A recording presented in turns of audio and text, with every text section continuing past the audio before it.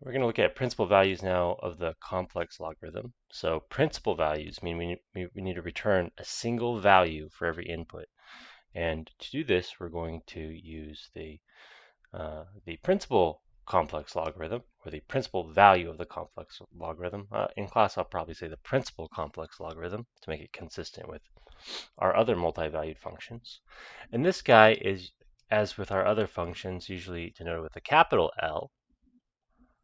And what it is it's the regular complex logarithm, but where we can enforce a principal value is on the argument. So we take the principal argument instead of just any argument. Okay, so what this does is it forces a single output because this first guy already had, this was already an honest function. And now this one is also an honest function. So it's not a multi-valued function anymore. Let me point out something I didn't point out in the last video. This, of course, only makes sense for z not 0. If z is equal to 0, you're taking the logarithm of 0, which is bad news. You're in for a bad time. So we had previously looked at I, and we found that the, well, let me just write it out. It takes a second to write it out, so let's write it out. The logarithm term, the logarithm of the modulus term was 0 because I has modulus 1. And then the argument of I, the principal argument is pi halves. So that's I pi halves. And there's only one value now because we're looking at, again, at the principal complex logarithm, or the principal value of it. We also looked at 1 plus I. We had log e of modulus 1 plus I principal argument now of 1 plus I. And so that's log base e of root 2 that we found, and this is I pi fourths. And again, there's just one value.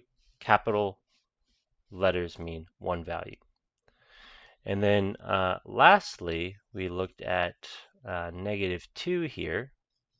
So we're going to compute now the principal complex logarithm of -2. So that was log base e of absolute -2, or modulus -2, plus I argument -2. And so that's log base e of 2 plus I pi, because the principal argument of -2 is pi. So we've seen principal values before. This is how you compute them for the complex logarithm. And notice really what's going on with a lot of our principal values is we have an argument function there somewhere, at least in the examples that we've seen. And how do we enforce a principal value of a function involving an argument? We use the principal argument, and that will happen again and again and again and again because we want to be consistent with how we make our choices. If I use the principal argument and someone else uses the principal argument plus pi thirds, a shifted argument where we shift by pi thirds, then we can't really communicate to each other without a lot of translation. So we make a convention to use the principal argument whenever we're defining principal values that involve it. And similarly, if we're gonna define a function that involves the complex logarithm, we want to use the principal complex logarithm, and not well, usually you'll want to use it, not always, but usually you'll want to use it just to keep things consistent. Okay, so last thing I'll say here, which we won't think I'll mention again, is all the normal properties of log.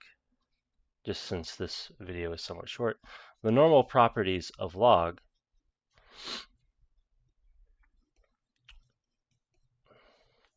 namely the lowercase log, are true. So log of a product is the sum of the logs.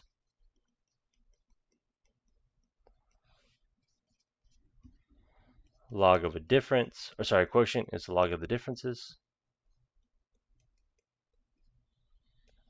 And log of a power is n times the log. Now these properties aren't true always. These are sometimes true. for capital log 2, but you have to be careful with the argument, right? So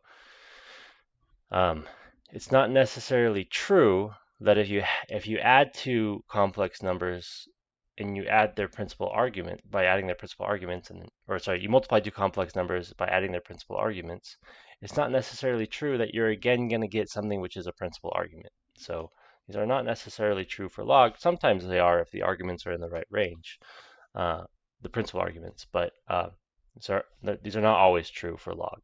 But they are true if you consider all arguments at once. And that's what the little l is saying. Consider them all at once, and then they become true.